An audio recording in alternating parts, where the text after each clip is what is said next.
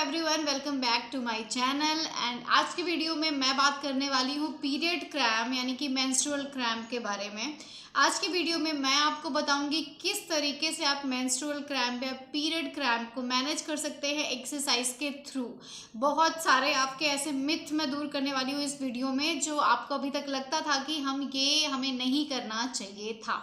वो सारी चीज़ें मैं आपको इस वीडियो में क्लियर करने वाली हूँ, तो आप वीडियो को लास्ट तक देखिएगा। चैनल पे नए हैं तो तुरंत चैनल को सब्सक्राइब करिए। वीडियो अच्छा लगता है तो लाइक ज़रूर करिएगा और मुझे कमेंट सेक्शन में बताइएगा कि आपके लिए कौन सी टिप हेल्पफुल हुई आपके मेंस्ट्रुअल क्रैम्प को मैनेज करने में। तो let's start the video. So when we talk about menses ना, तो सबसे पहले मेरे दिमाग में ना, जब मेंसेस का टाइम आता है तो सबसे पहले मेरे दिमाग में एक बात आती है कि हमारा शरीर जब पीरियड आता है तो सोचता है कि ओहो, पीरियड्स इतने ज़्यादा बुरे नहीं है, मेंसेस बुरे नहीं है। तो हमारा शरीर उसको और बदतर बनाने की कोशिश करता है, और जब वो बदतर बनाने की कोशिश करता है तो वो हमें पीरियड क्रैम्प देता है, लिटरली मेंस्ट्रुअल क्रैम्प देता है। और सीरियसली गाइज, मतलब आप सबको ही इस चीज़ का एहसास होगा कि क्रैम्प्स आपके दिन का चैन, रातों की नींद पूरी तरीके से गायब कर चुके होते हैं। बहुत मुश्किल होता है इनको मैनेज करना। तो इसी के बारे में मैं इस वीडियो में आपसे बात करने वाली हूँ कि आप कैसे एक्सरसाइज के थ्रू इसको मैनेज कर सकते हो ऑल ओवर। ठीक है, तो बेसिकली व्हाट हैपेंस, मैंने बहुत सारे लोगों से ऐसे सुना है, बहुत सारे ऐसे फीमेल पेशेंट जब मुझसे कंप्लेन करती हैं तो वो मुझे कहती हैं कि मेंसेस के टाइम पे एक्सरसाइज करना सेफ नहीं है, कोई भी आप एक्सरसाइज नहीं कर सकते हो, रिलैक्स रहना चाहिए। ऐसा बिल्कुल नहीं, आपको रिलैक्स नहीं रहना चाहिए, आपको एक रिलैक्स रहना चाहिए, बट आपको एक्सरसाइज नहीं करना, ऐसा कहीं नहीं है। जब आप एक्सरसाइज करेंगे, कुछ पोजेज और कुछ एक्सरसाइजेस होती हैं जो आपको बहुत हेल्प करेंगी आपके मेंसेस को प्रॉपर रेगुलर वे में लाने में और आपके क्रैम्प को कम करने में। सो व्हाट हैपेंस, एक बार क्या होता है ना कि इसके क्रैम्प भी वुमन टू वुमन वेरी करते हैं। हर एक पेशेंट, हर एक वुमन में इसके क्रैम्प्स वेरी करते हैं। लाइक फॉर एग्जांपल, आप देखोगे कि आपकी जो रूममेट है, अगर आप हॉस्टल में रह रहे हो तो आपकी जो रूममेट है उसको बहुत कम क्रैम्प या बिल्कुल क्रैम्प नहीं होते मेंसेस की ड्यूरेशन में, and she is flying like butterfly बहुत अच्छे से, and you are in so much pain while your menstrual cycle, और आपको उस टाइम पे बहुत ज़्यादा तकलीफ होती है, बहुत ज़्यादा क्रैम्प होता है। आप बेड में पड़े पड़े एक ऐसी पोजीशन फाइंड आउट करते हो जहाँ पे, जिस पोजीशन पे लेटने से आपको क्रैम्प में थोड़ा रिलीफ मिले, एंड सीरियसली आप स्ट्रगल कर रहे होते हो। तो ये वेरी कर सकता है वुमन टू वुमन। ऐसा ज़रूरी नहीं होता कि सबको ही मेंस्ट्रुअल क्रैम्प होते हैं, सेम क्वांटिटी में होते हैं, या किसी को कम हो रहे हैं तो अच्छी बात नहीं है, या ज़्यादा हो रहे हैं तो अच्छी बात नहीं है, ऐसा कुछ नहीं होता, इट वेरीज। ओके, नेक्स्ट होता क्या एक्चुअली, अगर थोड़ा सा हम मेडिकली आपको मैं अगर समझाऊं कि हमें क्रैम्प्स क्यों आते हैं, मेंस्ट्रुअल क्रैम्प होते क्यों हैं, पीरियड क्रैम्प क्यों होते हैं, तो उसका रीज़न ये होता है कि जो हमारा यूट्रस होता है, वो जो एंडोमेट्रियम लाइनिंग हर मंथ बनाता है फॉर पॉसिबल प्रेगनेंसी रीजंस की वजह से, और जब प्रेगनेंसी नहीं होती है तो हमारे यूट्रस को, वो इंडोमेट्रियम की लाइन को अपने एक अच्छी तरीके से स्पेल आउट करना होता है, बाहर निकालना होता है विद द ब्लड। वो ब्लड के थ्रू वो सारी लाइनिंग जो टिश्यूज़ बनते हैं उसको बाहर निकालना होता है, और उस ड्यूरेशन में जब बाहर निकालना होता है तो हमारा यूट्रस एक हार्मोन रिलीज करता है, प्रोस्टाग्लैंडिन, और वो हार्मोन जो होता है वो रिस्पॉन्सिबल होता है हमारे यूट्रस के कॉन्ट्रैक्शन में। मतलब मसल, जब यूट्रस एक मस्कुलर स्ट्रक्चर है, ठीक है, मसल से बना है, तो जब यूट्रस कॉन्ट्रैक्ट और रिलैक्स करता है, उसके लिए प्रोस्टाग्लैंडिन उसको हेल्प करता है कॉन्ट्रैक्ट स्क्वीज करने में, तब वो ब्लड वहाँ से लाइनिंग को लेके ब्लड निकलता है, और वो बहुत ज़रूरी है अच्छी तरीके से वो लाइनिंग का क्लियर होना, अदरवाइज आपको इन्फेक्शन हो सकता है, बहुत सारी इलनेस हो सकती है, तो वो होना भी ज़रूरी है। तो इसलिए ये बॉडी का मैकेनिज्म है, यूट्रस का मैकेनिज्म है। तो क्या होता है, जब कॉन्ट्रैक्ट रिलैक्स मसल कर रही होती हैं आपके यूट्रस की, तो उस टाइम पे आपके उस एरिया में, यूट्रस के एरिया में ऑक्सीजन की कमी हो जाती है, इस वजह से आपको क्रैम्प महसूस होते हैं। अब होता क्या है, शुरू में आप देखते होंगे कि जब आपको पीरियड से स्टार्ट होते हैं तो फर्स्ट डे ये बहुत ज़्यादा होता है, सेकेंड थर्ड डे ये डे बाय डे आपका क्रैम्प कम हो जाता है, और लास्ट डे आते आते बंद हो जाता है, क्योंकि ये प्रोस्टाग्लैंडिन जो मैंने बताया, इसका सिक्रीशन धीरे धीरे डे बाय डे कम होने लगता है, और जब ये कम हो जाता है तो आपको पूरी तरह से क्रैम्प से रिलीफ हो जाता है। तो ये एक मेडिकल वे में मैंने थोड़ा सा इसको सिंप्लीफाई करके समझाया है आपको, कि ताकि आपको समझ में आए कि क्रैम्प आते क्यों हैं। ठीक है, तो ये रीज़न है। तो आपको मैं आज के वीडियो में बताऊंगी कुछ एक्सरसाइजेस ऐसी, कुछ ऐसे पोजेस जिसकी हेल्प से आप अपने पीरियड क्रैम्प को मैनेज कर सकते हो, कम कर सकते हो। कुछ होम रेमेडीज़ भी हैं, अगर आप चाहो तो ट्राई कर सकते हो, that will also help you to decrease the menstrual cramp. Tip मैं आपको ये दे रही हूँ, आप इस तरीके कुछ हॉट वाटर बैग मार्केट में अवेलेबल हैं, आप इन्हें खरीद सकते हो। हीटिंग पैड्स भी कहते हैं इसको। ये अमेज़ॉन की लिंक मैं आपको डिस्क्रिप्शन में दे दूंगी अगर आप इनको खरीदना चाहते हो। ये चार्ज हो जाते हैं, इसका चार्जिंग पॉइंट है और ये आपको बहुत हेल्प करते हैं। आपको ये गर्म पानी का जो बैग होता है इसको अपने पेट के एरिया में, एब्डोमेन के एरिया में रखना होता है जहाँ पे आपको दर्द होता है, और ये बहुत थोड़ा ईजी कर देते हैं आपके मसल क्रैम्प को, बहुत ईजिली वो रिलीज कर देते हैं आपके जो लाइनिंग जिसकी मैं बात कर रही थी, और आपको थोड़ा सा रिलैक्सेशन देते हैं। तो ये आप यूज़ कर सकते हो। इस तरीके के अलावा कई सारे वैसे जेल पैड्स भी आते हैं, आप पानी भर के भी यूज़ कर सकते हो एक वाटर बैग में, वो वाले भी मार्केट में अवेलेबल होते हैं। बट ये बहुत कन्वीनियंट है क्योंकि कभी आप ऑफिस में हो, घर में हो, हॉस्टल में हो, हर जगह गैस जलाना, पानी गर्म करना पॉसिबल नहीं है, तो ये आपके लिए बहुत ईजी होने वाले हैं। तो इसकी लिंक मैं आपको डिस्क्रिप्शन पे दे दूंगी, चाहे तो आप ले सकते हो। सो अगली टिप है मेरी एक बहुत अच्छी सी चाय। यस, ये होम रेमेडी है जो पर्सनली मैं यूज़ करती हूँ, आप यूज़ कर सकते हो। आप एक काम करो, थोड़ा सा सौंफ जो होती है, सौंफ ले लीजिए, फनल सीड्स बोलते हैं उसको, और अदरक, थोड़ा सा जिंजर का टुकड़ा और दालचीनी, इसको आप पानी में उबालिए। जब पानी आधा हो जाए तो उसको आप छान के एक अच्छी सी इसको चाय जैसे आप पीजिए। इससे आपको बहुत रिलीफ लगेगा, आपके क्रैम्प में बहुत ईजी होगा, आपका मेंसेस के टाइम का प्रोसेस आपके लिए बहुत ईजी हो जाएगा। This is the one T. मेरी अगली टिप है ईट हेल्दी, अच्छा खाना खाइए। इस ड्यूरेशन में एक अच्छा खाना खाना बहुत ज़रूरी है। अच्छा खाने से मेरा मतलब ये है क्योंकि इस टाइम पे बहुत ज़्यादा स्टमक में ब्लोटिंग भी होती है, तो आपको कोशिश करनी है कि इजी डाइट लेनी है। इजी डाइट यानी कि कोशिश करनी है कि दलिया, खिचड़ी, दाल चावल या दाल का पानी, या तो नॉर्मल सैलेड, ऐसी इजी चीज़ें खानी है जिससे आपके पेट में गैस्ट्रिक इश्यूज़ ना हो जाए, ब्लोटिंग ना हो, जिससे बहुत ईजी हो जाती है वो प्रोसेस मेंस्ट्रुअल के टाइम के, और क्रैम्प भी कम होते हैं। दूसरा, रिसर्चर्स कहती है कि ऐसे फूड आपको इस ड्यूरेशन में खाने चाहिए जो कि मैग्नीशियम रिच होते हैं।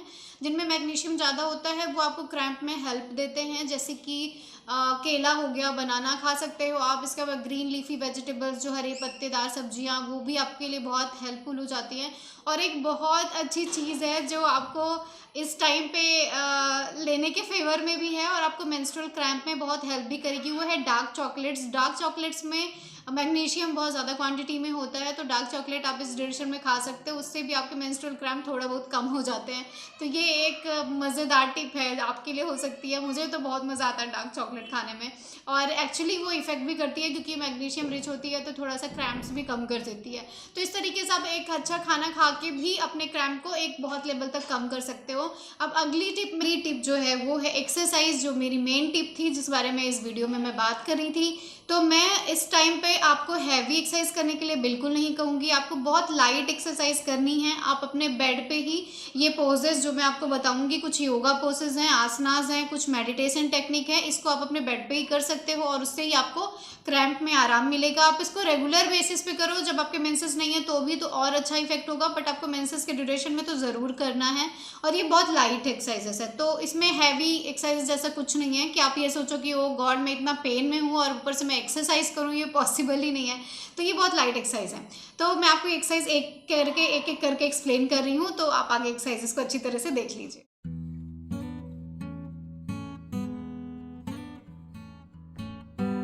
तो सबसे पहला पोज है चाइल्ड पोज, इसे बालासन भी कहते हैं संस्कृत में। इसको करने के लिए आपको हील के ऊपर बटक्स को रख के इस तरीके से बैठ जाना है। पैर आपके कुछ इस तरीके से पंजे होने चाहिए। इसके बाद आपके बॉडी को आगे झुकाते हुए हाथों को सामने की तरफ स्ट्रेच करना है। ऐसा करते समय मेक श्योर कि आपका फोरहेड जो है, आपका माथा, वो बेड के ऊपर हो, या फिर आप ज़मीन पे कर रहे हैं तो ज़मीन के ऊपर हो। चेस्ट को नीचे की ओर प्रेस करें ताकि बहुत अच्छा स्ट्रेच आपको लोअर बैक में और हिप्स में फील होगा।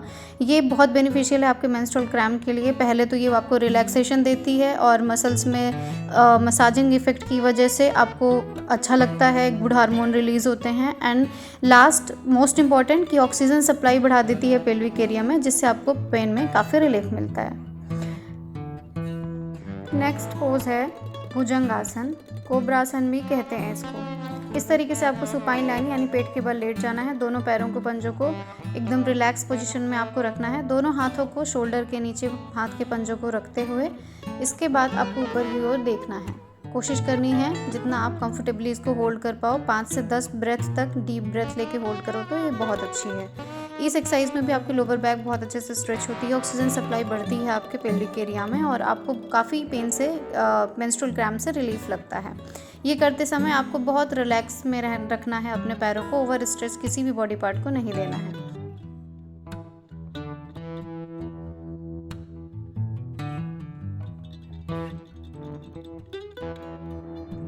अगली एक्सरसाइज है सुपाइन बटरफ्लाई पोज। इस तरीके से आपको सीधा लेट जाना है। दोनों हाथों को आप बगल में रखिए या तो पेट में भी रख सकते हैं, जैसा आपको कंफर्टेबल हो।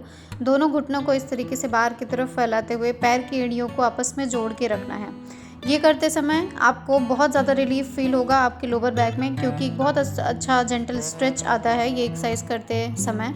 और दूसरा, आपके ग्रोइन एरिया पर रिप्रोडक्टिव ऑर्गन्स के जो एरिया होते हैं वहाँ ब्लड सप्लाई बढ़ जाता है, जिससे आपको मेंस्ट्रुअल क्रैम्प में भी बहुत अच्छा रिलीफ लगता है। पैरों को इस तरह से बाहर की तरफ स्ट्रेच करते समय आपको उसी समय जब आप करेंगे उसी समय आपको काफ़ी अच्छा रिलैक्स फील होगा। तो ये एक्सरसाइज भी बहुत बेनिफिशियल है। इस पोज को भी ज़रूर आप ट्राई करें आपके मेंस्ट्रुअल क्रैम्प से रिलीफ दिलाने के लिए। अगला पोज है शवासना, कॉर्पस पोज कहते हैं इसको। ये पोज बहुत सिंपल और बहुत इजी और बहुत इंपॉर्टेंट है। इसमें आपको सीधा लेट जाना है अपने कमर के बल, आंखें बंद करके। दोनों हाथों को बगल में रखें, आपके हथेली ऊपर की ओर फेस कर रही हो। आपके दोनों पैरों को स्ट्रेच करते हुए रिलैक्स पोजीशन में रखें। ये करते समय आप नॉर्मल डीप ब्रीदिंग लीजिए, normal deep breath, inhale and exhale करिए। ये आसन जो है ये आपको डायरेक्टली मेंस्ट्रुअल क्रैम्प में बेनिफिट तो नहीं देगा, लेकिन जो मेंस्ट्रुएशन के ड्यूरेशन में आपको स्ट्रेस और एंजाइटी होती है उसको मैनेज करने में बहुत हेल्प करता है। तो ये था, अभी आपको मैंने बताया कि आप अब मेंस्ट्रुअल क्रैम्प को कैसे मैनेज कर सकते हो, एक्सरसाइज करके कैसे मैनेज कर सकते हो, कैसे आप डाइट अच्छी लेके आप मैनेज कर सकते हो। इसके अलावा और क्या हीटिंग पैड और कौन सी चीज़ें यूज़ करके आप इसको क्रैम्प को कम कर सकते हो।